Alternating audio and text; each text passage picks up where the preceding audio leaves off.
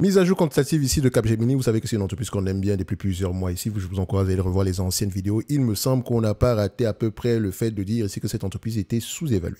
Ok, donc c'est pas très étonnant qu'on ait des prix de plus en plus élevés présentement, surtout qu'on avait une consolidation à ces niveaux-ci. Bref, alors, on va aller assez rapidement, vu que c'est une entreprise qu'on a déjà mentionné dans le passé. Donc, je vais regarder la dette nette ici. Il me semble qu'elle a produit ses résultats financiers ici pour l'année 2023, si je ne me trompe pas. C'est le cas, donc on va faire un tour d'horizon assez rapide des marges. On voit ici que le revenu est croissant, tant mieux. Maintenant, acquisition organique, à vous d'aller vérifier. Ici, les marges sont moins élevées que d'habitude. Est-ce que ce n'est pas un effet ici lié à cette plateforme, donc toujours aller vérifier, double-checker par exemple sur Zone Bourse, etc. Mais on va pas le faire ici. On le note quand même. On va aller vérifier si les marges brutes ont diminué. Est-ce que les marges EBITDA ont suivi légèrement ici? Mais vous allez constater que marge brute et marge EBITDA vont dans le même sens. On a une différence de 1% entre les deux. Ça n'a pas de sens. Donc, ce qui veut dire ici que la marge brute qu'on présente sur ce logiciel-ci n'est pas très ajustée. Et ce n'est pas plus grave que ça parce que ça va avoir tendance à s'ajuster avec le temps. D'accord? Donc, j'aime bien ce que je vois présentement ici.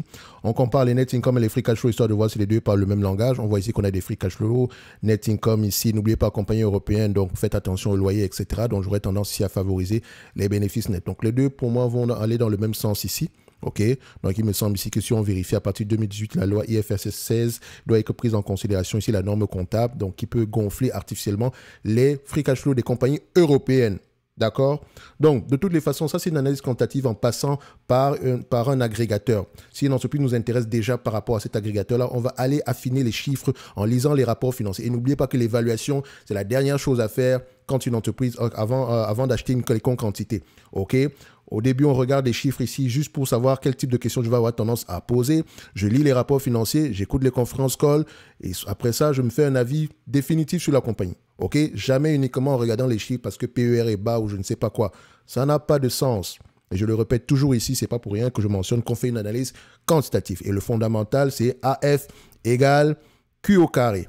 Quantitatif plus qualitatif égale analyse fondamentale. Si vous faites que du quantitatif sans jamais rien lire du tout, vous ne saurez pas pourquoi est-ce qu'on a des revenus élevés.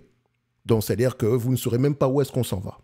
Et faites attention à l'estimation des analystes, tout ce que ça veut dire pour moi. Et quand je parle d'estimation des analystes, c'est l'estimation le price target ne m'intéresse même pas. Je parle ici des revenus, des marges, etc. C'est ça qui nous intéresse. OK? Donc, je ne cesserai jamais assez de le rappeler ici, parce que c'est très, très important. Donc, quand ici pense généralement que dès que tu as dit que bénéfice net sous-évalué, PER de 10, je dis toujours une chose.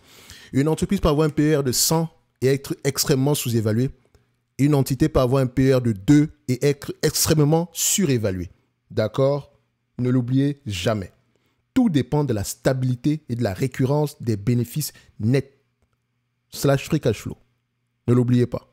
OK? Donc, quand vous regardez une entité, quand vous voyez une entité ici avec 10 fois les bénéfices, ne vous emballez pas. Quand vous regardez une entité à 100 fois les bénéfices, ne tirez pas de conclusions hâtives. Certaines, c'est plus facile que d'autres ici, d'accord? Donc, on revient ici sur les bénéfices des free cash flow vont dans le même sens. Est-ce qu'elle rachète ses actions ici? Plutôt stable. Bon, j'aurais bien aimé qu'elle rachète ses actions, mais bon, on va continuer ici. Dette nette sur EBITDA, qu'est-ce qu'on a? 1,5. Est-ce que la dette nette sur EBITDA ici augmente ou diminue? Rappelez-vous qu'on recherche un ratio inférieur à 5 pour ce type d'entreprise ici. 4,72 ici, bon, 4,72. L'EBITDA ici, c'est combien? À peu près, en termes de volume, bien sûr. On a à peu près quelque chose entre 2 milliards 760 ici. Donc, voilà, c'est correct, OK? Donc, on peut repayer la dette nette ici avec les bénéfices nets en moins de 3 ans. D'accord? Donc, c'est assez correct ici. Généralement, on cherche en 10 ans avec les bénéfices nets / free cash flow. N'oubliez pas. Donc, du point de vue évaluation, qu'est-ce que ça va nous donner? Combien de fois les bénéfices on serait prêt à payer pour ce genre de business?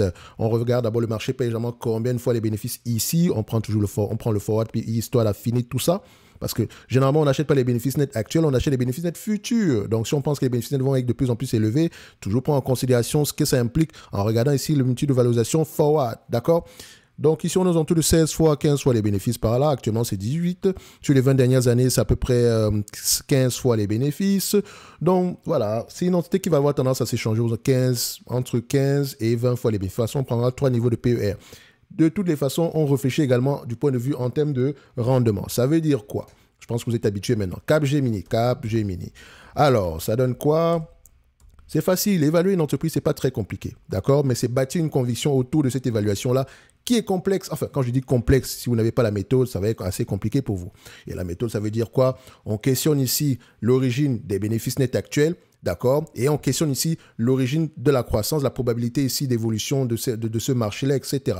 OK, maintien des marges, on étudie la compétition, on regarde ici les objectifs du management, qu'est-ce qu'ils ont eu l'habitude de mentionner ici, est-ce que le management ici donne assez d'informations pour qu'on puisse comprendre? Bref. Il y a assez d'informations, assez de questions à les poser derrière. Donc, vous remarquez donc que c'est un business. En date d'aujourd'hui, le marché s'emballe un tout petit peu ici. Alors, 25 fois les bénéfices. On a vu ici que c'est un business qu'on va avoir tendance à payer entre 15 et 17 fois les bénéfices par là. Ça ne veut pas dire qu'à 20, on ne peut pas se payer à 20 fois les bénéfices. Hein, donc, faites attention. Vous voyez ici que la courbe rose, c'est violet, donc dépendamment de la couleur que vous voyez devant vous ici, on a tendance à fonctionner à ce niveau-là. D'accord? Donc, moi, je dirais qu'on ne sera pas loin de ce chiffre-là. Donc, on me demande de payer en date d'aujourd'hui.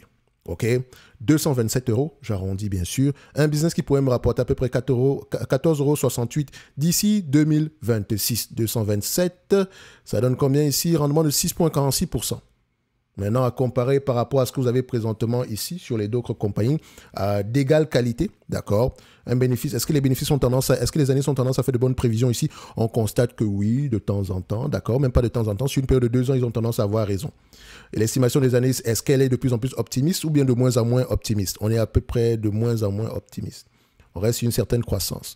Donc, c'est-à-dire qu'en date d'aujourd'hui, si je paye du Capgemini, je suis plutôt, par rapport à la moyenne ici, je suis plutôt correctement évalué. OK, on n'a pas encore enlevé la dette ici. Si on l'échange à 17 fois les bénéfices par rapport aux bénéfices attendus en 2026, ça fait à peu près 250 € ici, moins la dette nette. Et faites attention, au niveau de la dette nette, il peut également avoir un ajustement à faire en prenant en considération ici les loyers, parce que la dette nette ici prend souvent en considération les loyers, je ne sais pas pourquoi. Donc 15, donc 16 ici, donc ça fait 16 € de dette nette par action. Par rapport au prix actuel à 17 fois les bénéfices de 2026, on a à peu près ici combien? Disons 250 moins 16, ça donne combien? 234. Donc on va se dire ici qu'on est une entreprise qui est correctement évaluée. Maintenant, tout va dépendre de la croissance future au-delà de 2026. Si on rachète également les actions, ça peut être une très bonne chose. Du point de vue dividende, ici c'est 1,5. Si elle veut, elle vous reverse ici du 7,46% en date d'aujourd'hui. OK? Donc, ce n'est que mon avis, mais je pense que le Capgemini en date d'aujourd'hui, c'est un prix assez correct. Donc, on va se donner rendez-vous sur la prochaine vidéo. Je me réserve toujours le droit de me tromper. Et n'oubliez pas qu'on a uniquement fait une analyse quantitative ici, ce qui nous permet de poser les bonnes questions quand on va lire les rapports financiers. Mais on sait déjà que c'est une entreprise qui pourrait nous intéresser. Et puis d'ailleurs, si Capgemini nous intéresse quantitativement, on la met dans la watchlist. Et on se dit à bientôt sur la prochaine vidéo. Merci.